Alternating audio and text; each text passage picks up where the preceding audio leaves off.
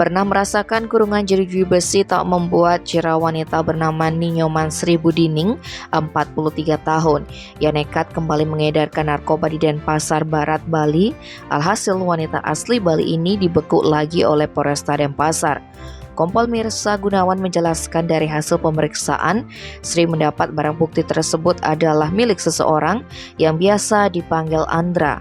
Bahkan wanita asal Petemon Buleleng ini mengaku dikendalikan dari dalam lembaga permasyarakatan.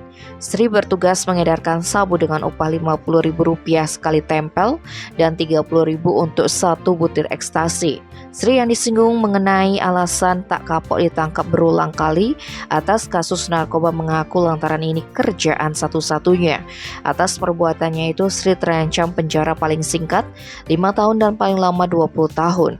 Selain itu, pidana denda paling sedikit Rp800 juta dan paling banyak Rp8 miliar. Saat ini kepolisian tengah mendalami orang yang memasuk narkoba kepada tersangka.